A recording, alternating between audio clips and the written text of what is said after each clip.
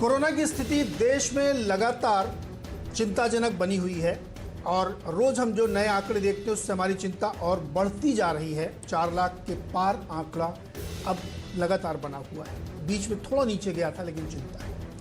ये चिंता और गहरी होती है जब हमको ये पता चलता है कि ये स्थिति अब गांवों की तरफ बढ़ चली है। बहुत छोटे छोटे जो टाउन्स हैं, तालुका हैं, उनकी तरफ बढ़ चली है। नंबर्स कुछ आपके सामने रखता हूं तो आप इस स्थिति को बेहतर समझ सकेंगे कि चिंताजनक स्थिति कितनी है। केवल अप्रैल महीने का आंकड़ा मैं लेता हूं तो उससे आपको स्थिति की भयावहता समझ में आएगी कि सबसे ज़्यादा दिक्कत भरा जो महीना हुआ है उससे चीज़ें कितनी स्पिल ओवर होके स्मॉल टाउन्स और विलेजेस तक पहुंच गई हैं। अप्रैल में टोटल 66 लाख नए केस आए थे, 66 लाख अप्रैल में, और उस दौरान 46,000 मौतें हुई।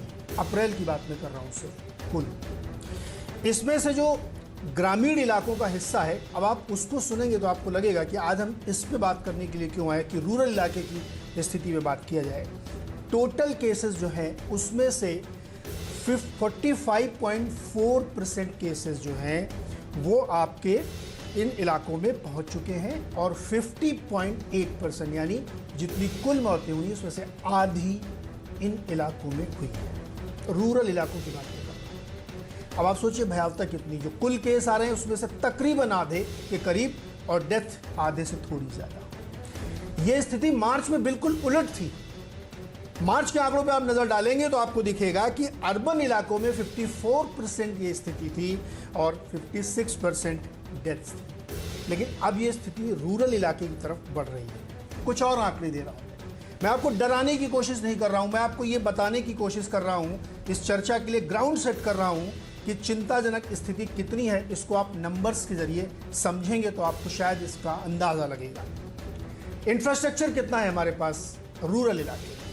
तकरीबन 63% जो बेड्स हैं अस्पताल सरकारी की बात मैं कर रहा हूँ वो अर्बन इलाकों में है।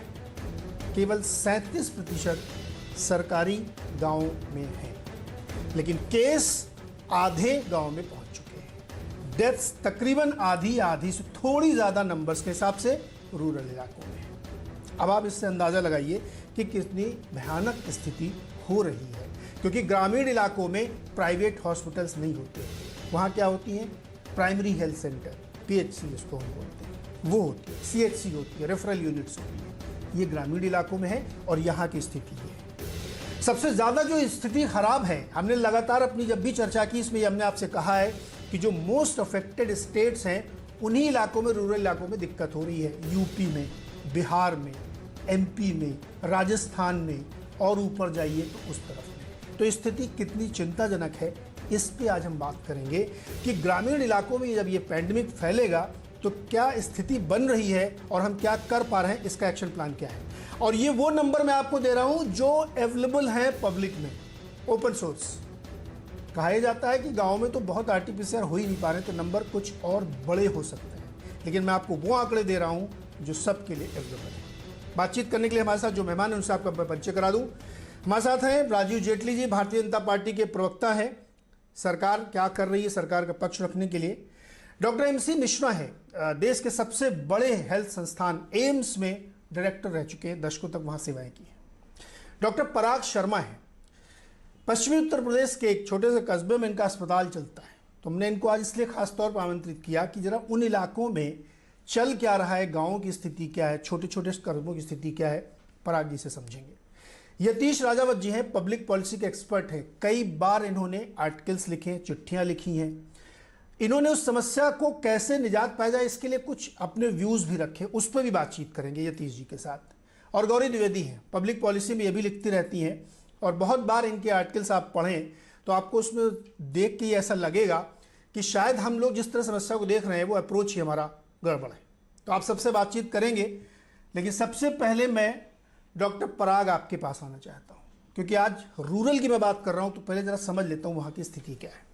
डॉक्टर पराग, जो मैंने आंकड़े रखे हैं, ये आंकड़े वो हैं जो ओपन सोर्स में मीडिया में अवेलेबल हैं, कोई भी पढ़ सकता है। 50% से ज़्यादा स्थिति अब गांव में है और अभी ये पता नहीं है मुझे कि ये पीक है या मिड में है या कहाँ तक ये जाएगा। ज़रा गांव की स्थिति बताइए, क्या चल रही है वहाँ पे?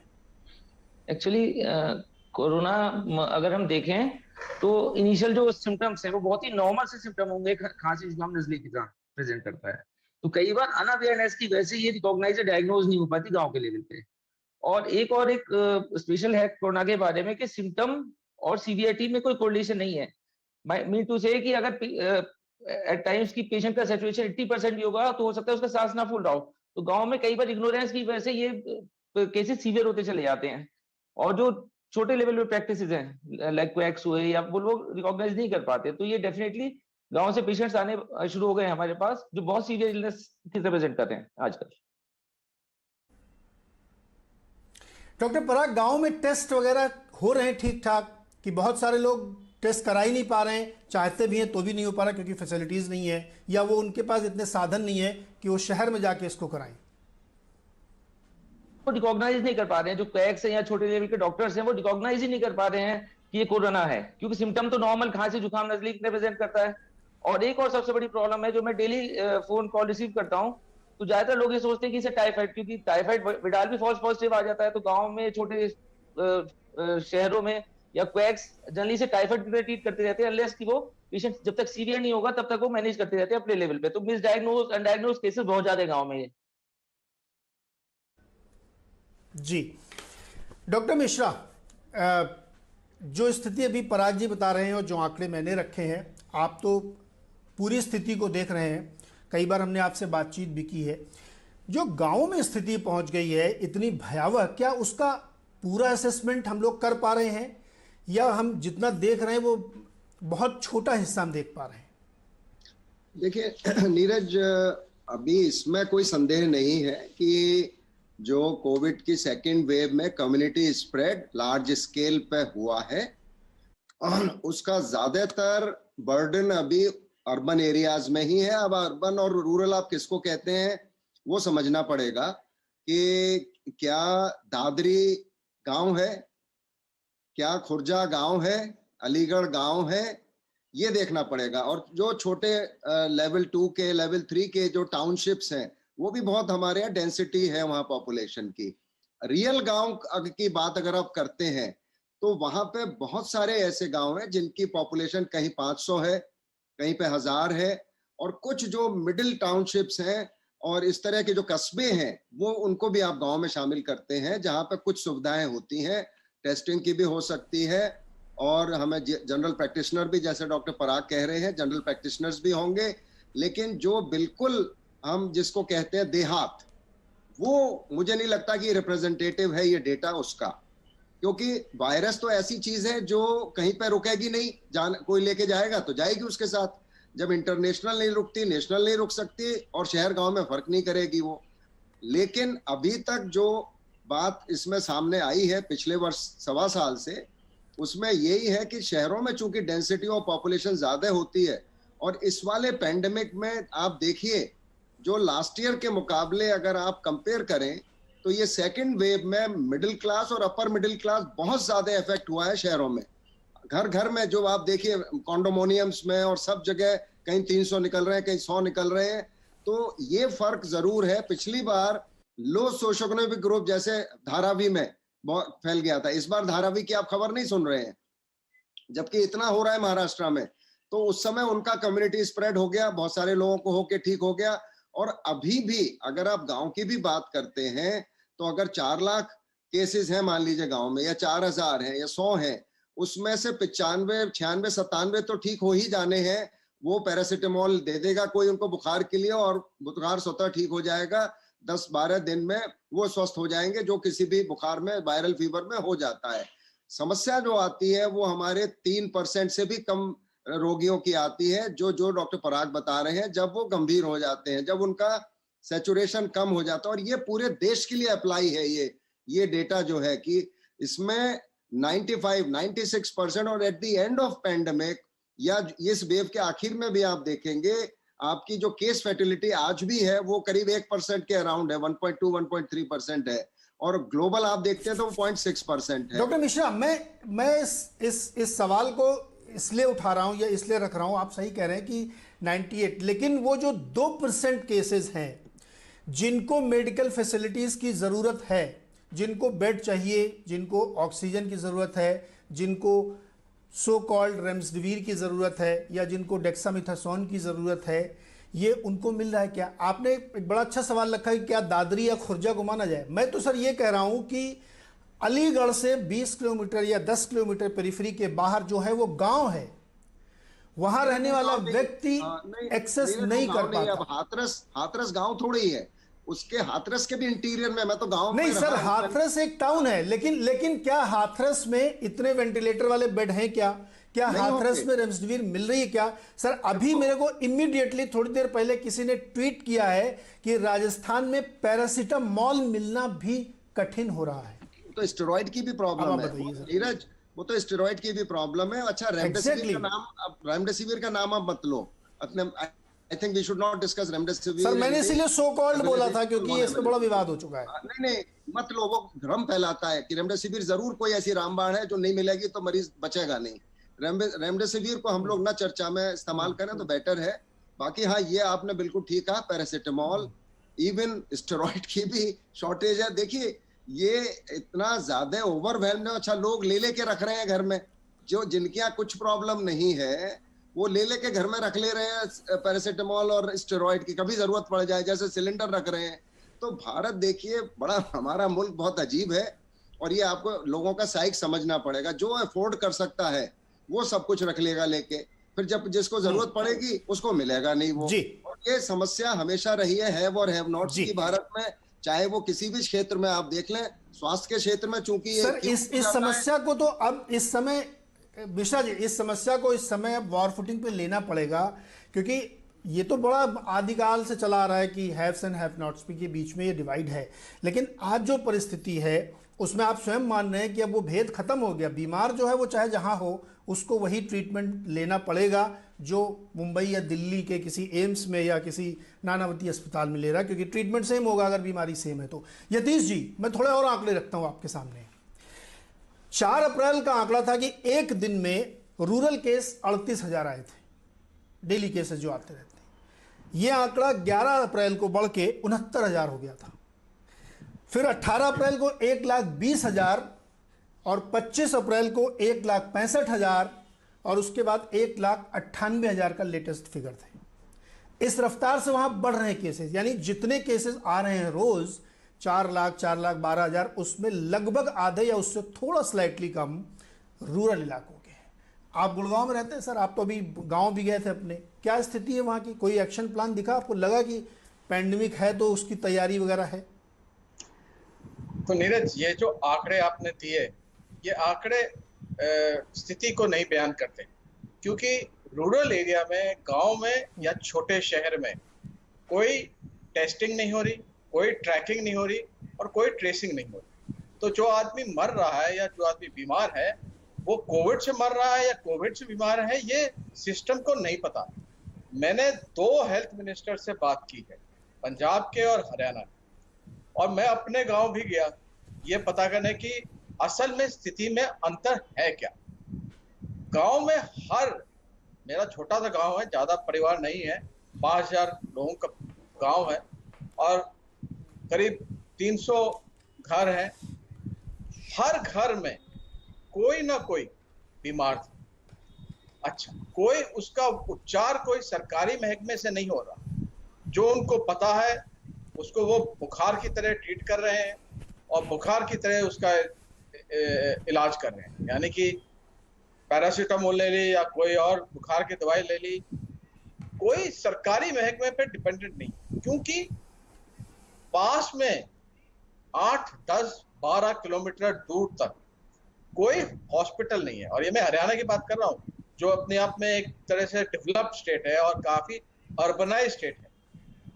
8, 10, 12 किलोमीटर तक कोई प्राइवेट हॉस्पिटल नहीं। एक सरकारी हॉस्पिटल है पूरे डिस्ट्रिक्ट में, जो नल्लड़ में, और उसमें करीब 15 या 20 बेड हैं जो आईसीयू बेड हैं और जिनमें आप कह सकते हैं कि ऑक्सीजन की सुविधा देने की उनके पास कैपेसिटी है। लेकिन क्या वो उसको रिफिल करने की कैपेसिटी है? नहीं। क्या उसमें ऑक्सीजन का कोई प्लांट लगा है? नहीं। देखिए, अब इस आंकड़े को आप दूसरी तरफ से देखिए, 75% हेल्थ केयर सर्विस हिंदुस्तान की 25% पॉपुलेशन के लिए है, यानी कि वो 25% पॉपुलेशन जो बड़े शहरों में रहती है। रूरल एरियाज में, स्मॉल टाउन इंडिया में या तो सरकारी सिविल हॉस्पिटल है या फिर प्राइमरी हेल्थ केयर सेंटर, जहां पे ना तो डॉक्टर मिलता है और ना ही बेड होता है, उसकी सुविधा होती है। ये आंकड़े मतलब हम लोग पिछले 20 साल से 10 साल से इस पे सुनते आए हैं, बात करते आए हैं जी। कि क्यों जरूरत है हेल्थ केयर को शिफ्ट करने के लिए रूरल एरिया में। अब पैंडेमिक में जो चीज नहीं दिख रही है सिस्टम को, और ये मैं आप दोनों हेल्थ केयर मिनिस्टर के बयान से आपको बताता हूं, दोनों से मैंने पूछा तो वो ये कह रहे हैं कि हम लोगों के पास रूरल एरिया का कोई डेटा नहीं है। हम जो डिस्ट्रिक्ट लेवल डेटा डिक्लेयर कर रहे हैं और जो कंसोलिडेट करके आपके पास ये 1,69,000 का जो आंकड़ा आ रहा है, ये सारा अर्बन सेंटर्स का आंकड़ा है। रूरल सेंटर्स के लिए आंकड़ा हम ना तो कलेक्ट कर सकते हैं, ना ही हम ट्रैक कर सकते हैं। जी, बिल्कुल पॉइंटेड बात आपने रखी है। इसको थोड़ा और आगे बढ़ाते हैं। जेटली जी, व्यूज आपने 3 लोगों के सुने, सिचुएशन एनालिसिस आपने सुनी। गांवों के लिए क्या कोई अलग से प्लान, कोई अलग से कार्य योजना आप लोगों ने दिमाग में रखी है, बनाई है? क्योंकि आपके सामने मैंने आंकड़े रखे कि जितने डेली केसेस आ रहे हैं, इसमें तकरीबन आधे केसेस गांवों से बहुत छोटे शहरों से आ रहे हैं। क्या उनके लिए कोई प्लान सरकार ने बनाया है? दिमाग में कोई योजना है आपके, या अभी इंतजार चल रहा है? देखिए, पूरे देश के लिए जो भी योजना है पूरे देश के लिए है। उसको गांव और शहर के हिसाब से बाइफर्केशन नहीं किया जा रहा, उसको बीमारी के हिसाब से बाइफर्केशन किया जा रहा है कि कहाँ कहाँ पर कैसी कैसी ज़रूरतें महसूस हो रही हैं, चाहे वो ऑक्सीजन की बात हो, चाहे इंजेक्शंस की बात हो, चाहे वो ट्रीटमेंट की बात हो। जैसे अब तो बहुत सारे सीनियर डॉक्टर्स जो हैं उन्होंने बहुत तरीके ऐसे बताए कि गाँव में देखिए इम्यूनिटी अच्छी है लोगों की, इसमें कोई डाउट नहीं है।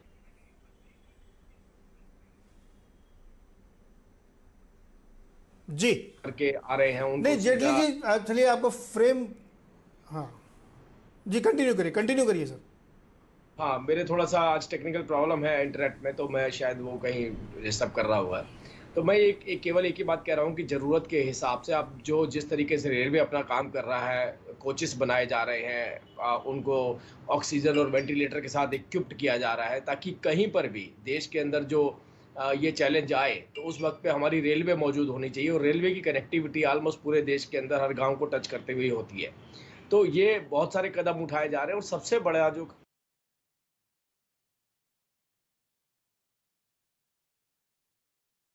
आ रही है जेटली जी के लिंक में, और जेटली जी जल्दी से अपनी बात रख लीजिए जिससे संक्षेप में आप रह पाए, क्योंकि बार-बार लिंक खराब हो रहा है आपका। जी, गांव के अंदर जागरूकता की कमी है, इसमें कोई संदेह नहीं है। वहाँ मास्क नहीं लगाया जाता है। इनफैक्ट आप दिल्ली के आसपास के गांव जो लगभग शहर के अंदर ही पड़ते हैं, अगर आप उन गांव के अंदर भी जाएंगे तो बहुत ज़्यादा इग्नोरेंस देखी गई है कोविड को लेकर के। और कई बार तो मैंने ये भी देखा कि मास्क को लेकर मजाक भी बनाया जाता है गाँव के अंदर अगर आप जाते हैं। तो ये जो जेटली जी आप नहीं, जेटली जी रुक जाइए, अभी रुकिए सर। सर आप मेरे प्रश्न को या तो समझ नहीं पा रहे हैं, मैं दोबारा से रिफ्रेश कर देता हूं। आप ये कह रहे हैं कि गांव के लोगों की थोड़ी इम्यूनिटी ठीक है, सरकार एक पैन इंडिया प्लान है उसके दिमाग में, उसमें विभेद नहीं कर रही है।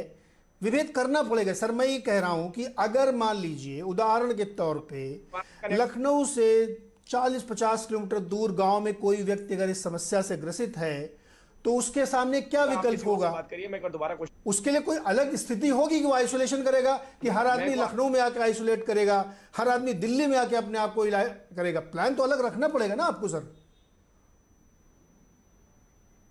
वाजपेयी जी एक बार दोबारा बोलेंगे? मेरे कुछ टेक्निकल प्रॉब्लम है। कंटेनमेंट जोन बनाने की पीएम साहब ने बात की, वो क्या है? आपसे मुझे आपकी आवाज नहीं आ रही है, मैं दोबारा कनेक्ट होता हूं आपसे, मुझे आपकी आवाज नहीं आ पा रही है, क्लियरिटी के साथ नहीं आ पा रही, मैं समझ नहीं पा रहा। ठीक है सर, आप दोबारा कनेक्ट हुई तब तक मैं गौरी जी के पास जाता हूं। गौरी, मैं जो सवाल मैं जेटली जी से पूछ रहा था, अब आपसे दूसरा सवाल पूछता हूं, जो कि उसका जवाब उनको देना है। मेरा सवाल है, जो यतीश जी ने बड़ा महत्वपूर्ण सवाल रखा है कि ग्रामीण इलाकों में, ग्रामीण मैं बार बार कह रहा हूं, उसमें कंफ्यूज होने की बिल्कुल जरूरत नहीं है, क्योंकि ज्यादातर केसेस अब वहां पे आ रहे हैं। तो दूर दराज के इलाकों के लोगों के लिए क्या स्थिति है, वो कैसे अपने आप को ठीक करेंगे? कोई एक्शन प्लान होना चाहिए कि नहीं होना चाहिए कि हर आदमी जब बीमार पड़े तो वो शहर में, अब आपको मैं एक उदाहरण से और समझा देता हूँ तब आप जवाब दीजिएगा। उदाहरण के लिए कोई शहर से 50 किलोमीटर दूर रहता है, छोटे शहर से, मान लीजिए देवरिया से 40 किलोमीटर दूर किसी गांव में किसी व्यक्ति को दिक्कत है, तो वो देवरिया नहीं जाएगा, वो बनारस जाएगा, क्योंकि पता है देवरिया में भी कुछ नहीं है। देवरिया कौन सा बड़ा है, हॉस्पिटल का सेंटर है। इसलिए समस्या गंभीर है कि अगर आपको उस लेवल पे जाके आप उसको ट्रीट नहीं करेंगे तो मुश्किल बढ़ेगी। गौरी। बिल्कुल बिल्कुल नीरज जी, मैं आपकी बात से सहमत हूँ और यतीश जी ने जो आंकड़े रखे वो सही है। उसमें मैं 2 पॉइंट और ऐड कर दूं। ये नेशनल हेल्थ प्रोफाइल के लेटेस्ट डेटा है 2019 का, जिसमें ये कहा है कि देखिए 65% आबादी इस देश की रहती है ग्रामीण इलाकों में, पर लेकिन जो सरकारी अस्पताल हैं वो सिर्फ 37% हैं इस आबादी के। तो आप समझिए कितनी ज्यादा प्रॉब्लम है कि सारी आबादी आपकी 2/3 रहती है आपकी ग्रामीण इलाकों में, पर उनके लिए सिर्फ 1/3 गवर्नमेंट कैपेसिटी है। सिर्फ मैं सरकारी अस्पताल बता रही हूँ, गवर्नमेंट हॉस्पिटल जो हैं वो सिर्फ 37% हैं जो कि रूरल इंडिया में दिए गए हैं। वो भी आप सही कह रहे हैं, इसमें भी अगर आप डाइवर्सिफाई करें और बहुत छोटे ग्रामीण इलाकों को देखें और कंपैरेटिवली टियर 2 टाउन्स को देखें या टियर 3 टाउन्स को देखें, आप अपने आप समझ जाएंगे कि हेल्थ इंफ्रास्ट्रक्चर कितनी बुरी तरह से क्रम्बल कर रहा है। और ये बात सही है, छोटे शहरों में कुछ नहीं है, हर एक आदमी बड़े शहरों की तरफ भागता है। बड़े शहरों पे पहले ही बहुत दबाव है इस वक्त और केस लोड बहुत बढ़ रहा है, उसके ऊपर अगर बाहर का भी अगर कोई और आता है तो जाहिर सी बात है इंफ्रास्ट्रक्चर नहीं ले सकता है इस तरह का लोड। और ये भी बात सही है कि वहाँ पे रूरल एरियाज में वैक्सीन हेसिटेंसी है, वैक्सीन हेसिटेशन के अलावा टेस्टिंग हेसिटेशन है, और उसके अलावा मास्किंग हेसिटेशन तो है ही है। लोगों को ना प्रिकॉशन लेने हैं, ना उन्हें वैक्सीन में कोई इंटरेस्ट है और ना ही उनका टेस्ट हो रहा है। तो किसी भी तरह के आंकड़े किसी को मिल ही नहीं रहे हैं ग्रामीण इलाकों को लेके। बट लेकिन सबसे ज्यादा चिंताजनक बात ये है कि अगर हमारे पास डेटा नहीं है तो हमें ये आइडिया नहीं है कि कौन कितना बड़ा सुपर स्प्रेडर हो सकता है। क्योंकि ये बात सही है नीरज जी कि पिछली वेव में सारे के सारे केसेस अधिकतर अर्बन इंडिया में आए। अब की बारी इस तरह के सुपर स्प्रेडर इवेंट्स हुए जिसकी वजह से सारे केसेस, आपने खुद बताया आंकड़े, 50% रूरल इंडिया में आ रहे हैं। और अगर वहां से कोई सुपर स्प्रेडर निकल के आता है तो फिर स्थिति कितनी ज्यादा चिंताजनक हो सकती है। टास्क फोर्स की बहुत जरूरत है। ये टास्क फोर्स जो है अर्बन इंडिया रूरल इंडिया के आंकड़े जब तक अलग नहीं निकालेगी और इसकी नीति नहीं बनेगी, पहले प्रदेश वाइज, डिस्ट्रिक्ट वाइज और फिर नेशनली, तब तक हम कोरोना पे जीत नहीं पा सकते हैं। एक बात कहूंगी, अंग्रेजी में कहावत है विक्ट्री लव्स प्रिपरेशन। अगर हमें कोरोना की जंग जीतनी है तो हमें प्रिपेयर करना होगा। ये करना हमें जरूरी होगा। यतीश जी, मैं ये कह रहा हूं कि जब वेव 1 और वेव 2 को कंपेयर करते हैं तो वहां पे ये ध्यान रखना चाहिए कि वेव 1 के दौरान सडन लॉकडाउन था, वेव 2 के दौरान रिलैक्स था और लोगों का आवागमन पूरे देश में बहुत आराम से अभी तक हो रहा है। तो जो सुपर स्प्रेडर थे वो सब जगह पहुंच गए, अब भेद नहीं रह गया है, गांव शहर में इक्वली डिस्ट्रीब्यूटेड स्प्रेड है। दूसरी बात, जो ये डबल म्यूटेंट है इंडिया का, इसकी वजह से कंपेयर पहले वेव से कर ही नहीं सकते हैं। अगर सरकार को इतनी मोटी बात समझ में नहीं आ रही है और अभी भी वो इस चीज़ को ये देख के चल रहे हैं कि गाँव में इतनी ज़्यादा समस्या नहीं है, तो बड़ी मुश्किल के दौर हो सकते हैं, क्योंकि केस लोड रूरल इलाकों में ज़्यादा है। डेली बेसिस पे वहाँ ज़्यादा डेथ्स हो रही, क्योंकि वहाँ पे पता ही नहीं लोगों को कि वो क्यों मर गए। हार्ट अटैक्स भी आ जाते हैं, लोगों को लगता है कि पता नहीं कोई नेचुरल होगा। तो ये हमको लगता है कि जो आप कह रहे थे डेटा भी नहीं है, लोगों को समझ में नहीं आ रही बात। यतीश जी, देखिए ऐसा है नीरज जी, दिक्कत यह है कि हमने पहली वेव में ये गलती की कि हमने समझा नहीं कि हिंदुस्तानी और बाकी मुल्क में स्प्रेडिंग में कोई डिफरेंस नहीं है। जो मैथमेटिकल ग्रोथ है इस वायरस की वो वैसी है जैसी बाकी देशों में हुई है। हमने ये मान लिया कि हिंदुस्तानी में कोई खास इम्यूनिटी है जिसकी वजह से वो यहाँ पे स्प्रेड नहीं कर रहा। और अभी जेटली जी दोबारा ये बात कह रहे थे कि गांव में कोई खास इम्यूनिटी है। कोई इम्यूनिटी नहीं है गांव में। गांव में आदमी को वही बीमारी हो रही है, उससे ज्यादा परसेंटेज लोग मर रहे हैं क्योंकि उसके पास बेसिक हेल्थ केयर नहीं है। यानी कि पैरासीटामोल की गोली भी अगर आपको लेनी है, जो बुखार को कम करने के लिए सबसे जरूरी चीज है, तो वो भी आपको गांव में नहीं मिलेगी, उसके लिए आपको शहर जाना पड़ेगा, और शहर जाएंगे तो आप एक्सपोज होंगे पूरे रास्ते भर किसी ना किसी कोविड पेशेंट से। तो इसका जो सिस्टम बाकी देशों ने बनाया है और हमें भी उसको एक युद्ध स्तर पे करना है, वो उसके 3 पहलू।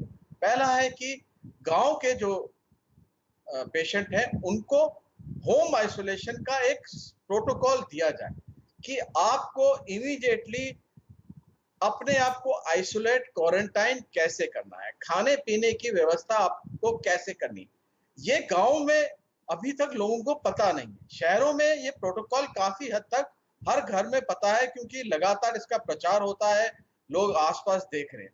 गांव में अभी नहीं पता। दूसरा ये है कि जो वहां पे एग्जिस्टिंग हॉस्पिटल्स हैं, सिविल हॉस्पिटल हैं और जो पीएचसी है, उसमें आपको युद्ध स्तर पे, यानी युद्ध स्तर पे कौन काम करता है, युद्ध स्तर पे या तो फौज काम करती है या पैरामिलिट्री काम करती है, इनकी मदद से जहां पे आपको ये पैंडेमिक तेजी से बढ़ता दिख रहा है, वहां पे आपको तुरंत वो फैसिलिटी क्रिएट करनी पड़ेगी, क्योंकि आप नहीं चाहते हैं, सरकार को ये नहीं वेट करना चाहिए कि गांव से आदमी भाग के दिल्ली पहुंचे या बंबई पहुंचे या बेंगलुरु पहुंचे। उसका उपचार वहीं पे हो जहां पे वो है, नहीं तो वो एक तरह से हर पेशेंट एक सुपर स्प्रेडर की तरह बन जाएगा, वो अपने केयर गिवर्स को भी तकलीफ में देगा और वो उस चीज को फैलाएगा भी। तो इसको करने के लिए डिस्ट्रिक्ट एडमिनिस्ट्रेशन को डायरेक्टली आर्मी के साथ या पैरामिलिट्री के फोर्सेस के साथ कनेक्ट होना चाहिए और उनको वो सुविधा अब तैयार कर देनी चाहिए। अब इसमें और देरी की जरूरत नहीं है, क्योंकि सेकेंड वेव के बाद थर्ड वेव भी आएगी और वैक्सीनेशन का प्रोसेस भी उसी तरीके से तेजी से बढ़ाना चाहिए। गांव में डायरेक्ट मोबाइल वैन के थ्रू आपको वैक्सीनेशन करवाना पड़ेगा। आप ये नहीं कह सकते गांव वाले को कि आप आइए और शहर में कराइए, या आप आइए और डिस्ट्रिक्ट सेंटर में कराइए, या आप आइए और मतलब 10 किलोमीटर दूर कराइए, क्योंकि वो फिर दोबारा से कोविड को फैलाने में सहायता करेगा।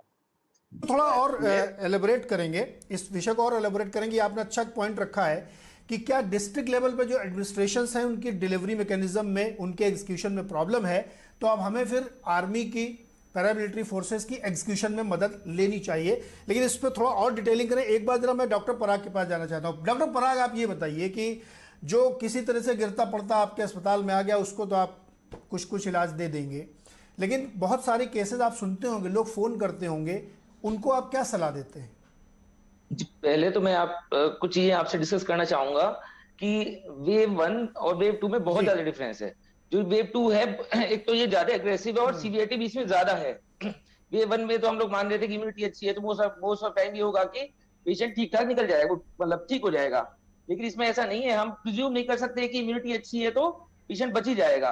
मैं आपको अपना एक्सपीरियंस बताता हूँ। पिछले 20-25 दिन से मैं अपना कोविड सेंटर रन कर रहा हूँ, तो सबसे ज्यादा कैजुअलिटी यंग एडल्ट्स में है जिनकी इम्यूनिटी अच्छी है। तो हम ये प्रिज्यूम नहीं कर सकते कि इम्यूनिटी अच्छी है तो विल बी सेफ, पहली चीज। दूसरा क्या है कि हमें समझना पड़ेगा कि खाली सिम्टम के बेस पे हम ये नहीं कह सकते कि आगे जाके इस मरीज के साथ क्या होने वाला है। फर्स्ट डे के सिम्टम के बेस पे बिल्कुल हम नहीं कह सकते, क्योंकि 7 to 10 डेज उसे सुपरवाइज ट्रीटमेंट की जरूरत है। खाली होम आइसोलेशन से काम नहीं चलेगा, जिसमें सीरियस मॉनिटरिंग की भी जरूरत है कि आप कुछ भी नहीं करा सकते तो एटलीस्ट सीबीसी सीआरपी करा लीजिए, एक एक्स-रे टेस्ट करा लीजिए, जो हो सकता है कि गांव के लेवल पे संभव हो। ऐसी कुछ बेसिक फैसिलिटीज हमें डेवलप करनी पड़ेगी। खाली सिम्टम्स के बेस पे हम नहीं कह सकते कि ये सीवीआईटी में लैंड अप करने वाला है। तो जो लेवल 1 वाला ट्रीटमेंट है गांव के पेशेंट्स के लिए, उन्हें वही मुहैया कराने की सुविधा होनी चाहिए।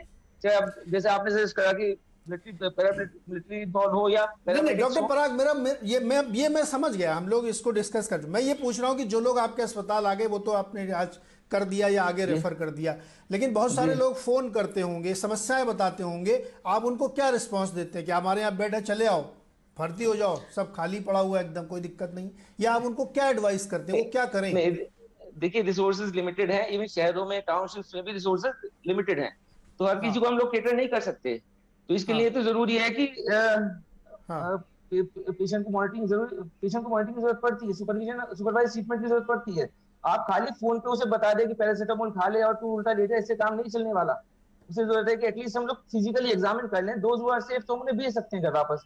जो क्रिटिकल इलनेस में है या सीवियर, हमें लग रहा है कि सीवियरिटी में जा सकते हो, तो उन्हें कहीं ना कहीं एडमिट करना पड़ेगा, अरेंजमेंट करना पड़ेगा, उन लोगों के लिए करना पड़ता है मोस्ट ऑफ टाइम हमें। जी, ये करना पड़ता है। ये बात आपने जो कही अभी, जो जेटली जी कह रहे थे उसके जवाब में ही थी कि बहुत अच्छी आपकी इम्यूनिटी है, या आप बहुत संपन्न लोग हैं, आपके पास पैसे बहुत हैं, या आपकी शहरों में एक्सेस है, आप बम्बई तक की आपकी रीच है, कोई फ़र्क नहीं पड़ता है दोस्त। ये बात ध्यान रख लीजिए, गांठ बांध लीजिए, इससे कोई फ़र्क नहीं पड़ता है इस बार के कोरोना में बचने के लिए। तो ये गलतफहमी अगर किसी के दिमाग में है कि मैं बहुत इम्यूनिटी वाला तंदुरुस्त आदमी हूँ, यंग हूँ, या मेरे पास बहुत पैसे, मैं कहीं भी इलाज करा लूँगा, it is not working at all. Doctor Mishra, जो बात यतीश जी ने कही है, अब इस पर हम थोड़ा ज़्यादा बात करना चाहते हैं कि क्या जहाँ पे बहुत ज़्यादा दिक्कतें आ रही हैं या जो बेसिक इंफ्रास्ट्रक्चर की प्रॉब्लम्स हैं, वहाँ पे अब हमें एग्जीक्यूशन के लिए सेना की मदद लेनी चाहिए, क्योंकि कई जगहों पे उन्होंने करके दिखाया है। बहुत जगह वो हॉस्पिटल्स बना रहे हैं, बहुत जगह वो ऑक्सीजन की सप्लाई को दुरुस्त करा रहे हैं, क्रायोजिक ट्रक्स ला के दे रहे हैं। तो क्या उनकी मदद लेने का समय आ गया है, रादर कि हम इंतज़ार करें कि जिला स्तर पर जब क्योस हो जाए तब हम उनको बुलाएं? नहीं, वो तो सेना की मदद तो आप बिल्कुल ले सकते हैं, लेकिन अब सेना की भी तो एक सीमित साधन होंगे। सेना भी अनलिमिटेड थोड़ी स्ट्रेच कर पाएगी, तो ये भी आपको फिजिबिलिटी नहीं, सब जगह नहीं सर, जहां पे बहुत ज्यादा दिक्कतें आ रही हैं। मैं वही कर रहा हूँ, दिक्कत तो हर जगह ही है। देखो, जहाँ पे भी एक बीमार होगा दिक्कत आनी है ये, लेकिन आप न तो हर गांव में अस्पताल बना सकते हैं, एकदम से तो कुछ नहीं बनने वाला, लेकिन काफी लोग इसमें जो है, जो नॉन गवर्नमेंट की तरफ से कर रहे हैं इंतजाम। ये मुझे मालूम है, मेरी जानकारी में है कि स्कूल्स में, शिशु मंदिर में और दूसरे विलेज स्कूल्स में लोगों ने कुछ साधन लगाए हैं ऑक्सीजन के भी। और देखिए, गांव, अगर आप रियल गांव की बात करते हैं तो न तो उनको पल्स ऑक्सीमीटर के बारे में कुछ पता है, न उनके पास थर्मामीटर शायद हो सकता है। तो वहां पे हमको उसी प्रकार से देखना पड़ेगा कि भाई फीवर देखने के लिए उनके बच्चों को बताया जाए। आशा वर्कर और आंगनवाड़ी से हमें बहुत मदद लेनी पड़ेगी इसमें। हम रियल गांव की बात नहीं कर रहे हैं। जितने भी लोग, मुझे लगा है सारे ये सेमी अर्बन और ये जो कस्बे हैं उनकी बात कर रहे हैं, जहां पे कुछ ना कुछ सुविधाएं हैं, जैसे डॉक्टर पराग की है। लेकिन रियल गांव की अगर हम बात करें, वहां कुछ भी नहीं होगा। वहां पे स्मार्टफोन भी नहीं होगा लोगों के पास कम्युनिकेट करने के लिए, सादा फोन होगा। तो ये हमें समझना पड़ेगा, और इसके लिए एक बहुत बड़ा डिस्ट्रिक्ट एडमिनिस्ट्रेशन को इसमें आना पड़ेगा, आगे आके सरकारी तंत्र को, और जितने भी लोगों को इन्वॉल्व कर सकते हैं उस जिले में, वॉलंटरी ऑर्गेनाइजेशन को इन्वॉल्व करके इसका एक मैकेनिज्म बनाना पड़ेगा। पहले तो आपको चिन्हित करना पड़ेगा कि कहाँ कहाँ समस्या है, उसी हिसाब से आपको करना पड़ेगा। और इसमें ये भी हम नहीं कर सकते हर एक की आपका आरटीपीसीआर हो जाएगा गांव में, नहीं हो पाएगा। चाहे आप जितना मर्जी है यहाँ पे हम बैठ के डिस्कस कर लें इस बात को, ये थ्योरेटिकल बात है सारी जो हम लोग कर रहे हैं यहाँ बैठ के। गाँव की समस्याएं बिल्कुल अलग है। वहां पे न टेम्परेचर, न पल्स ऑक्सीमीटर जो हम शहर में इतनी आसानी से कर देते हैं, ऑक्सीजन सिलेंडर कहाँ से आएगा वहां पे। तो देखिए, अगर करना तो पड़ेगा ना सर, हमको रोगी को लाना ही पड़ेगा डिस्ट्रिक्ट लेवल पे या कस्बे के लेवल पे या ब्लॉक लेवल पे या कम्युनिटी हेल्थ सेंटर के लेवल पे। अगर कोई 500 लोगों में से 4 लोग बहुत बीमार होते हैं, उनको वहां से लाना ही पड़ेगा, चाहे जैसे आप उनको लाएं, वो इंतजाम करना पड़ेगा हमको। सर वही तो नहीं हो रहा है ना डॉक्टर मिश्रा, मेरा सवाल यही, देखिए नहीं हो रहा है, मैं समस्या रख देता हूँ उसको बिल्कुल एग्जैक्टली। मैं सर, मैं दोनों स्थितियों को लेके आता हूँ। गौरी आपको उसमें गांव वालों की मदद लेनी पड़ेगी हमको। ये सारा काम कोई तीसरा आदमी नहीं करेगा। आपका जो रोगी है, आप उसके लिए चिंतित हैं, बाकी लोग नहीं उतने चिंतित होंगे। तो इसलिए ये गांव वालों को भी इन्वॉल्व करके, डॉक्टर मिश्रा इसको सुनिए, डॉक्टर मिश्रा इसको एक्टिवेट करना पड़ेगा। डॉक्टर मिश्रा, इसको एक्टिवेट करना पड़ेगा। पंचायत कैसे एक्टिवेट होगा, मैं एक सवाल के तौर पे आपके सामने रख रहा हूं। गांवों में जो जिनको आप सुदूर मानते हैं, मैं भी उन्हीं की बात कर रहा हूं। शहर से 50 किलोमीटर दूर जो गांव है, या इवन बहुत छोटा सा जो कस्बा होता है ना सर, वहां पे बहुत बड़े डॉक्टर भी नहीं होते हैं। होता क्या है कि अगर आप एक इलाके में गए जहां 1000, 2000, 5000 की आबादी है, वहां पे भी समस्या ऐसी ही है, लेकिन वहां पे एक बेसिक सिस्टम वर्क करता है। अगर हम उसको इसके लिए एक्टिवेट करके तैयार करें, जिसका इशारा यतीश जी ने किया है, वहां आंगनबाड़ी है, वहां प्राइमरी स्कूल है, वहां पे आशा वर्कर है, और सबसे बड़ी चीज वहां पे ग्राम प्रधान है, जिसका ये काम है इस समय कि उसको ये काम दिया जाना चाहिए, उन्हीं को जिम्मेदारी देनी चाहिए। मैं उसको इसलिए कह रहा हूं कि अगर मान लीजिए किसी 2000 की आबादी वाले गांव में अगर 10 लोग ऐसे निकलते हैं, आप स्वयं मानते हैं कि उस 10 में से एक ही ऐसा होगा जिसको अस्पताल जाना पड़े, 9 ठीक हो सकते हैं, लेकिन उन 9 के आइसोलेशन की, उन 9 को पैरासीटामोल दिलाने की, उन 9 के ऊपर वॉच रखने की जिम्मेदारी ग्राम स्तर पे ग्राम प्रधान, आंगनबाड़ी, आशा या जो और लोग हैं उनको शामिल करना पड़ेगा। इसी प्लान की तो मैं बात कर रहा हूं, ये प्लान है ही नहीं कहीं पे। जेटली से पूछो तो कह रहा नहीं, हम तो पूरे देश में एक प्लान बना के चल रहे हैं, हम भेद नहीं करते हैं। That is my question. Gauri, क्या ये इस समय वक्त की जरूरत नहीं है कि हम इतने डीप डाउन जाकर के इसको सिर्फ आपको एक्टिवेट करना है, वहां पे ये सारे लोग हैं, उनको बताना है कि उनको क्या करना है। जी नीरज जी, अगर हम रूरल इंडिया के ग्रामीण इलाकों की अगर हम हेल्थ इंफ्रास्ट्रक्चर की बात करें तो उनकी बैकबोन तो ये आशा वर्कर्स और आंगनबाड़ी वर्कर्स ही हैं। सेमी ट्रेन्ड और अनट्रेन्ड हेल्थ केयर प्रोफेशनल्स जो हैं, यही रूरल इंडिया की बैकबोन है हेल्थ केयर इंफ्रास्ट्रक्चर को लेके। तो इन्हीं को बेसिक ट्रेनिंग मिलनी चाहिए, इन्हीं के पास बेसिक इक्विपमेंट पहुंचना चाहिए, पीपीई किट वगैरह कुछ नहीं है इनके पास। इन्हीं वर्कर्स को ही हमें थोड़ा सा ट्रेन करना पड़ेगा और इन्हीं के थ्रू हमें रूरल इंडिया की जितनी भी सुपर स्प्रेड हो रही है उसे कंट्रोल करना पड़ेगा। मुझे नहीं लगता कि हम आर्मी को रूरल इंडिया में भेज सकते हैं, क्योंकि आर्मी की भी एक सीमा है जिसके आगे वो नहीं ऑपरेट कर सकती, और अर्बन इंडिया से निकाल के रूरल इंडिया की तरफ उनको फोकस अगर उनका डाला जाएगा तो वो मुझे लगता है काउंटर प्रोडक्टिव हो सकता है, क्योंकि इनकी मेडिकल फैसिलिटीज भी अधिकतर अर्बन एरियाज में ही सीमित है, उन्हीं में सेंट्रलाइज है ये। और रूरल इंडिया में ग्रामीण लेवल पर हमें बात करनी पड़ेगी आशा वर्कर्स पर ही, और आंगनबाड़ी वर्कर्स को ट्रेन करना होगा। इनको बेसिक ट्रेनिंग मिलनी चाहिए कि अगर कोरोना होता है तो ये 3-4 सिम्टम्स हैं, ये 3-4 बेसिक दवाइयां हैं, इसमें अगर तुम्हारी सिम्टम्स में इसमें अगर इम्प्रूवमेंट होता है तो तुम्हें शहर भागने की जरूरत नहीं है, ये भी बताने वाला नहीं है कोई। और ये बताने के लिए सबसे ज्यादा ट्रस्ट फैक्टर जो है वो इन्हीं अनट्रेन्ड हेल्थ केयर प्रोफेशनल्स के पास है, और यही वो ट्रस्ट फैक्टर है जो सबसे जरूरी है, क्योंकि हम ये नहीं भूल सकते कि रूरल इंडिया में हर तरह की हेसिटेशन है। जब वो कोई चीज टेस्ट नहीं कराना चाह रहे, मास्क नहीं पहनना चाह रहे, वैक्सीन को लेके बहुत उनके मन में प्रश्न है, तो ये ट्रस्ट फैक्टर जो इन हेल्थ केयर प्रोफेशनल्स के पास है, इसी के थ्रू हम ये लड़ाई जीत सकते हैं। यतीश जी, मैं आपको एक एग्जांपल देता हूं। जब लॉकडाउन लगा पिछली बार, तो यूपी गवर्नमेंट का एग्जांपल दे रहा हूं, उन्होंने प्राइमरी स्कूल के टीचरों को, चूंकि छात्र आ नहीं रहे थे, तो उन्होंने उनकी ऑनलाइन, घर पे बैठे हुए या स्कूल में भी जा रहे हैं चूंकि बच्चे नहीं हैं, तो उनको रिफ्रेशर कोर्स दिया कि टीचरों को एजुकेट करने के लिए वो मोबाइल पे बेचारे लगे हुए पढ़ते रहते थे। ये आपके पास सिस्टम है, उन्हीं टीचर्स को आप ये इस समय अवेयर करके उनको क्यों नहीं लगाते हैं? ग्राम प्रधान इस समय क्या कर रहे होंगे? चुनाव भी करा लिया अपने आप, तो जीत भी गए होंगे, अब वो मूंछों पे ताव देके कुछ काम नहीं कर रहे होंगे। उनको इस काम में क्यों नहीं लगाया जाता कि वो जितने गांवों के प्रधान हैं, ये उनकी जिम्मेदारी है कि आइसोलेशन की, फूड की, मेडिसिन की व्यवस्था वो करेंगे।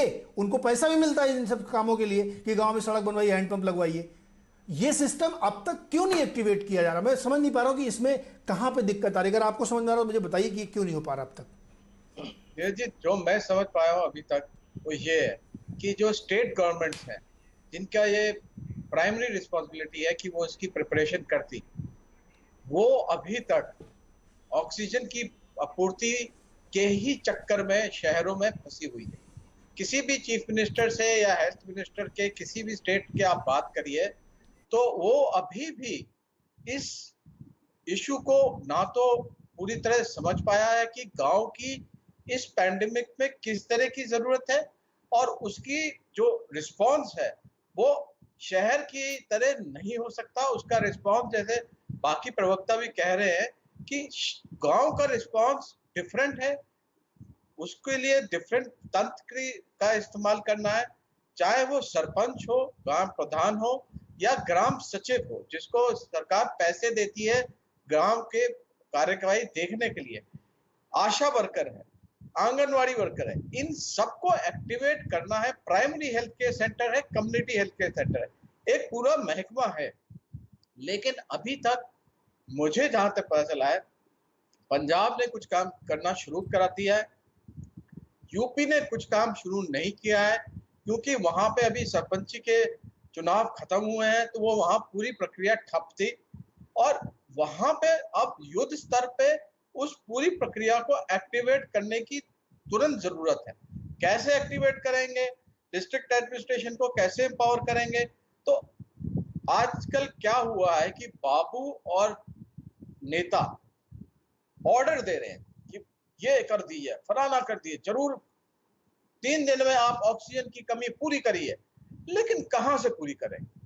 वो कोई जादू की छड़ी तो है नहीं, तो कैसे करे वो? उस पे जोर अब ज्यादा देना है इसकी जगह कि ये कर दीजिए और वो कर दीजिए। निर्देश देना अब मेरे ख्याल से नेताओं को और बाबुओं को कम कर देना चाहिए, और फील्ड पे उतर के एक एक डिस्ट्रिक्ट का उनको कंट्रोल और उनको रिस्पॉन्सिबिलिटी देनी चाहिए।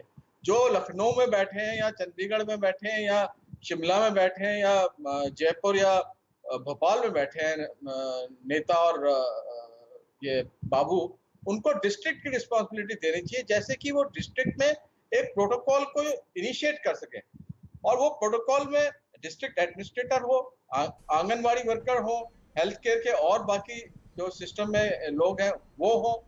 और मैं थोड़ा सा गौरी से मतभेद रखता हूं कि हमें अर्बन सेंटर्स की तो ठीक है देखभाल करनी है, बट ये 65% पॉपुलेशन जो बिल्कुल ही मतलब जिसके पास कुछ भी नहीं है, जैसे डॉक्टर साहब कह रहे थे कि ऑक्सीमीटर भी नहीं मिलता, गांव में ऑक्सीमीटर भी नहीं मिलता, और मिल भी जाए तो उसको चलाना और उसको देखना वो भी एक कार्रवाई है, वो भी सिखानी पड़ेगी, और वो भी कौन सिखाएगा? आंगनवाड़ी का या फिर आशा वर्कर? एक सवाल आपसे छोटा मैं लेता हूं, उसके बाद मुझे ब्रेक लेना है।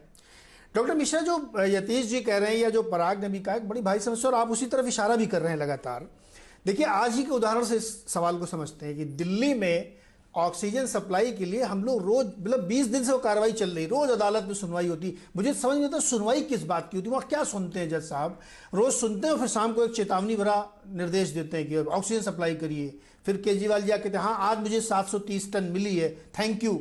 आज नहीं मिली, आज 560 मिली। फिर जज साहब कहते हैं कि अब नहीं दोगे तो मैं नीचे वाले अधिकारियों को, मुझे मजबूर मत करो कि मैं सजा दूं उनको।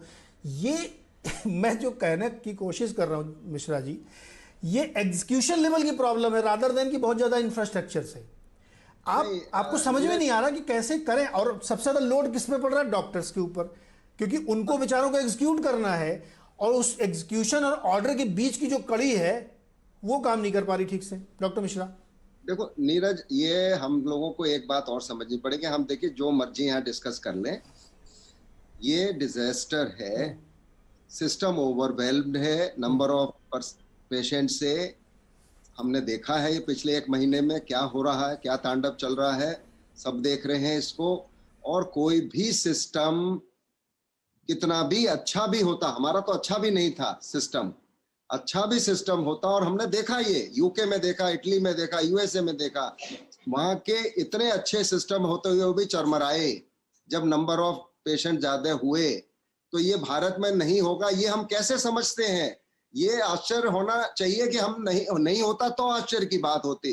हो रहा है इसमें मुझे कोई आश्चर्य नहीं है इसमें, लेकिन उसी में से हम कितना अच्छा कर सकते हैं ये हमने पिछले 1 वर्ष में थोड़ा बहुत करके दिखाया। अब उसी की आवश्यकता है कि हम सब मिलके इसको जो भी कुछ कर सकते हैं केवल, और इसमें मैं कहूंगा सारी पॉलिटिकल पार्टीज यूपी की चाहे किसी की भी हो, जाके करें ना इसको, गांव-गांव जाके। अभी पंचायत के चुनाव जीते हैं, क्यों नहीं करते ये लोग? खाली आप कहें कि सरकारी तंत्र ही करेगा तो आप भी, ऑपोजिशन भी उसी का पार्ट है, और जाके एक्टिवेट करें, लोगों को समझाएं और भेजें अपने अपने वॉलंटियर्स को और वर्कर्स को। क्यों नहीं कर सकते हैं ये? खाली एक डीएम पे क्यों निर्भर कर रहे हैं? और लोग कर रहे हैं, ऐसा नहीं है, काफी लोग इसमें 20-20 बेड करके छोटी छोटी जगहों पे ऑक्सीजन की व्यवस्था कर रहे हैं, लेकिन वो अपर्याप्त है, पर्याप्त नहीं है वो। तो इसमें हमें हर नागरिक को जुड़ना होगा जो बीमार नहीं है आज, उन लोगों की देखभाल के लिए जो बीमार है। ये बात हमें समझनी पड़ेगी, खाली बातों से ये नहीं होने वाला है। हम जो मर्जी यहाँ कह के चले जाएंगे लेकिन सिचुएशन वही रहेगी। तो इसको करने के लिए हमको हर एक व्यक्ति को, मैं जैसे काफी जुड़ा हूं इस समय कि कंसंट्रेटर्स हम मंगवा रहे हैं, बाहर से भी मंगवा रहे हैं, नोएडा से भी सोर्स कर रहे हैं यूपी में भेजने के लिए। तो ये सबको करना पड़ेगा, ये केवल 1 या 2 व्यक्तियों का काम नहीं है कि सीएम को लगा दिया, पीएम को लगा दिया और सब ठीक हो जाएगा, ऐसे नहीं होने वाला। ये हर एक नागरिक की ये जिम्मेदारी है, जहां पे जो वो कंट्रीब्यूट कर सकता है, इंस्टेड ऑफ निगेटिविटी पॉजिटिविटी डालने की बात है कि भैया करते हैं, जितना भी भर सके करते हैं। जो डिजास्टर का प्रिंसिपल, बेसिक प्रिंसिपल है, greatest good for greatest number, उसमें इंडिविजुअल सफर कर सकता है, वो उसके लिए फिर बॉदर नहीं किया जाता है, लेकिन ज्यादातर लोग ठीक हो जाएं, इसकी व्यवस्था बहुत डॉक्टर मिश्रा, जरूरी है। बिल्कुल आप बिल्कुल सही कह रहे हैं, और इसी पॉइंट पे तो मैं लेके आ रहा हूं कि देश में कम से कम 2-3 लाख ग्राम प्रधान हैं, 4-5 हजार कितने हजार एमएलएज होंगे, एमपीज हैं, अपोजिशन के प्रभावी लीडर हैं, उन्हीं की तो मैं बात कर रहा हूं कि ऐसा थोड़ी कि सारे भाजपा के ही ग्राम प्रधान यूपी में है, अपोजिशन के भी हैं, उनकी ड्यूटी लगाई जाए, उनको सबको किया जाए। लेकिन मिश्रा जी, इसको एक ब्रेक के बाद चर्चा करूंगा कि वो फंसन कहाँ पे है। मैं इस बात से बहुत ज़्यादा कॉन्फिडेंट नहीं हूँ या बहुत ज़्यादा सहमत नहीं हूँ कि हम इस विपत्ति की परिस्थिति में कुछ कर नहीं पा रहे, क्योंकि यूके में भी ऐसा हुआ, यूएस में भी ऐसा हुआ है, जर्मनी ने करके दिखाया सर। हमसे, मैं ये दावे के साथ कर रहा हूँ, डेटा के साथ कर रहा हूँ कि इस पैंडेमिक के दौरान किसी भी देश में फैसिलिटीज़ बहुत क्रिएट नहीं की गई हैं। उन्होंने बेटर मैनेजमेंट किया, डेटा अपने आप बनाया, एक सेंटर कमांड बनाई और चीज़ों को समझ के युक्ति लगाई, सूझबूझ से काम किया, जो कि भारत में सब जरूरत हम कर नहीं पा रहे हैं। इस पर ब्रेक के बाद चर्चा करेंगे।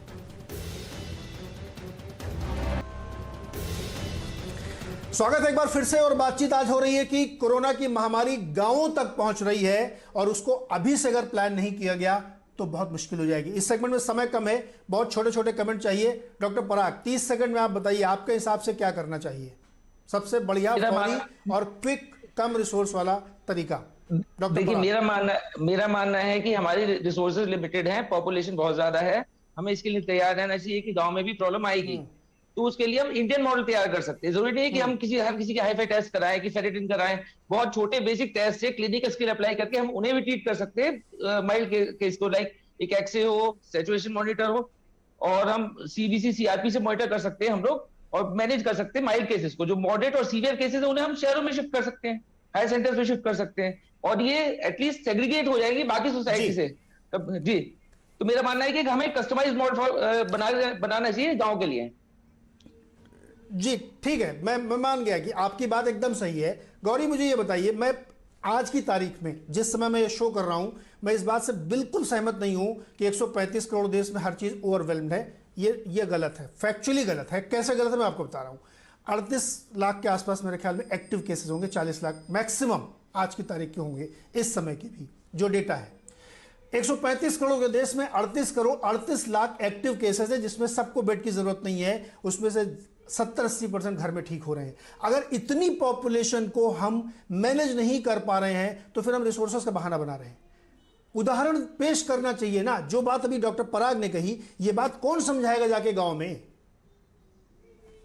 गौरी नीरज जी, मुझे लगता है इसका तरीका आगे निपटने का यही है कि एक specific vaccination drive rural India के लिए बनाई जाए, क्योंकि देखिए केसेस अब कम करने के लिए सबको समझ में आ गया है वैक्सीनेशन इकलौता ऐसा तरीका है, स्पीडी वैक्सीनेशन, और वैक्सीन हेसिटेशन रूरल इंडिया में बहुत ज्यादा है। स्पेसिफिक ड्राइव चलनी चाहिए सिर्फ और सिर्फ ग्रामीण इलाकों के लिए, ताकि वहां पे वैक्सीनेशन जल्दी हो और वहां पर उनके लोकल लेवल पे जितनी जल्दी ये वैक्सीनेशन ड्राइव सक्सेसफुल होगा, उतनी जल्दी केसेस जो है आगे जाके कम हो सकते हैं। हेल्थ इंफ्रास्ट्रक्चर की आपने बात की, ये बात सच है।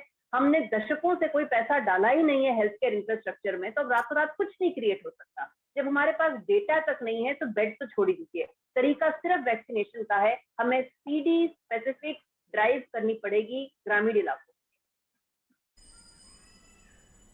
यतीश जी, आपका एक सुझाव जो सेना वाला है मुझे थोड़ा सा कारगर लगता है कि एग्जीक्यूशन की अगर प्रॉब्लम है तो जहां पे ज्यादा दिक्कतें वहां पे उसको लगा देना चाहिए।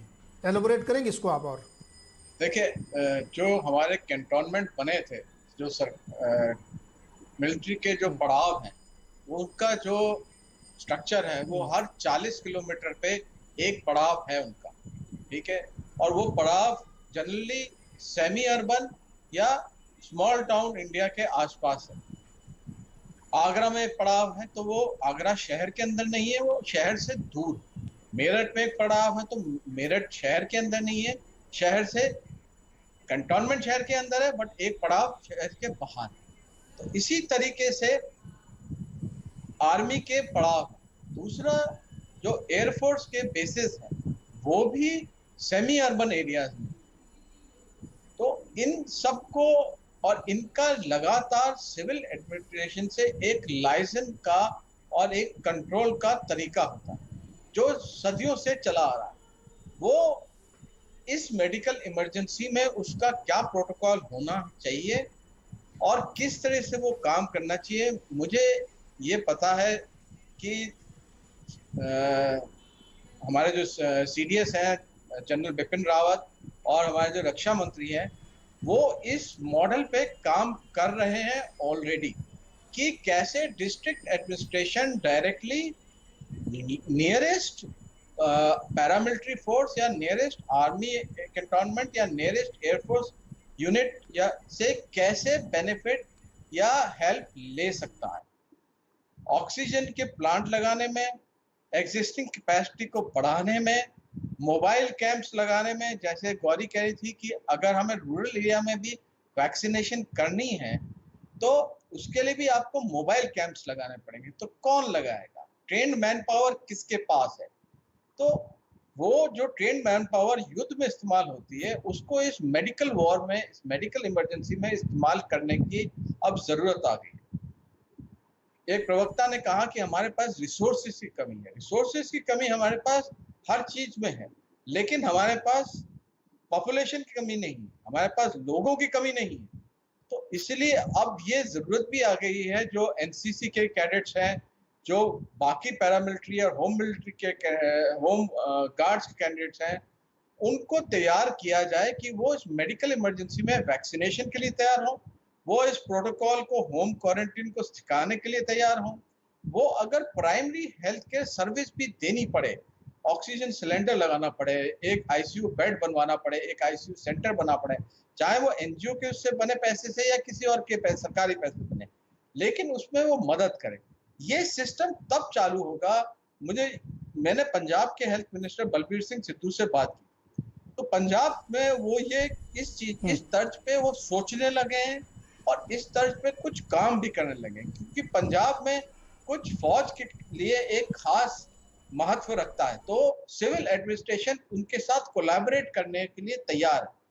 बाकी यूपी वगैरह में, बिहार वगैरह में, इन जगह में अभी तक वो ये प्रक्रिया, ये कॉन्वर्सेशन ही नहीं शुरू हुई है। एक प्रवक्ता कह रहे थे कि हमारे बोलने से कोई फर्क नहीं। मुझे ये लगता है कि हमें ये बात जोर जोर से कहनी चाहिए और सबको कहनी चाहिए कि ये चीज करना अभी इस समय बहुत ही ज्यादा जरूरी है, क्योंकि सेकेंड वेव के बाद सर बिल्कुल यतीश जी आप सही कह रहे हैं कि अगर हम समय रहते नहीं सोचेंगे, अगर हम पहले से प्लानिंग नहीं करेंगे, अगर हम पहले से प्रिपेयर्डनेस नहीं रखेंगे तो हम इस समस्या से लड़ नहीं पाएंगे। जो गलती, जो चूक इस समय दिख रही है कि हमने फरवरी में हम नहीं चेते, हम मार्च में नहीं चेते, हम अप्रैल में शुरुआत में नहीं चेते और आज हम इस स्थिति में खड़े हो गए हैं, यही स्थिति रूरल इंडिया की भी हो सकती है। इसलिए अभी से अगर हम उसकी तैयारी करेंगे तो शायद बेटर मैनेज कर पाएंगे। मैं आज की तारीख में दोबारा कह रहा हूं कि इस बात से सहमत नहीं हूं कि हमारे पास इंफ्रास्ट्रक्चर उतना नहीं है, हम ओवरवेल्म्ड हैं। गलत है ये, हम शायद मैनेज नहीं कर पा रहे ठीक से। हमारे पास मैन पावर है बहुत सारा। जब 98% केस घर में ठीक हो सकते हैं सिंपल ट्रीटमेंट से, तो हम उनको क्यों नहीं कर पा रहे? हम इंतजार करते क्या कि जब वो बिगड़ जाएगा तब हम उसको अस्पताल में ऑक्सीजन के लिए दर दर भटकाएंगे। दिल्ली जैसे शहर में खान मार्केट के होटलियर अगर ब्लैक कर रहे हैं ऑक्सीजन की केंद्र की राजधानी के नीचे, तो आप समझ सकते हैं कि हम कैसी व्यवस्था चला रहे हैं। इसलिए हमें लगता है कि इसमें क्विक एक्शन की ज़रूरत है, लोगों को अवेयर करने की ज़रूरत है और जो हमारे पास इतना बड़ा इंफ्रास्ट्रक्चर अमला है उसको एक्टिवेट करने की ज़रूरत है, जो सबको रिलीफ मिलेगी। बहुत बहुत शुक्रिया हमारे साथ जुड़ने के लिए यतीश जी, गौरी जी, मिश्रा जी और डॉक्टर पराग, आप सबका इस व्यू रखने के लिए। उम्मीद करते हैं कि ये हमने जो शो किया है इसको लोग देखेंगे और इससे लोग समझेंगे और जिनको फैसले लेने हैं वो शायद इससे कुछ सीख के आगे इम्प्लीमेंट कर देंगे। हर गांव में, हर शहर में, हर ज़िले में, हर प्रदेश में बहुत सारे लोग हैं जो सरकार के साथ पूरी तरीके से, आधे तरीके से जुड़ के काम करते हैं, उनको एक्टिवेट करने की ज़रूरत है। बहुत बहुत शुक्रिया। लेकिन हमारे आवाज़ परिवार के एक सदस्य थे शेष नारायण सिंह जी, जिनकी मैं बात कर रहा हूँ। वो हमारे पैनल में आते थे, बहुत सारी हम उनके साथ चर्चाएं करते थे, अपने व्यूज़ वो रखते थे और हमको हमेशा छोटे भाई की तरह उन्होंने ट्रीट किया। बहुत लंबे समय तक हमने उनके साथ आवाज़ अड्डा में शोज़ किए, लेकिन दुखद है कि कोरोना की लड़ाई को हार गए हैं। बहुत अश्रुपूर्ण श्रद्धांजलि CNBC आवाज़ परिवार की तरफ से। ईश्वर उन्हें अपने श्री चरणों में जगह दे। हमें लगता है कि सबको सरकार बनना पड़ेगा। जो डॉक्टर लोग हैं, एक जिम्मेवारी विभिन्न हम लोगों की बनती है कि नेताओं के कुकुर झोंझों जो हम कराते हैं टेलीविजन पे या पत्रकारों को बुला के बैठा देते हैं जिनको कुछ नहीं मालूम, हम जैसे लोगों को, दिन भर अगर हम डॉक्टरों की राय जनता तक पहुंचाते रहेंगे भाई अपने आप को बचाओ, इसमें सबसे क्रूशियल यही है।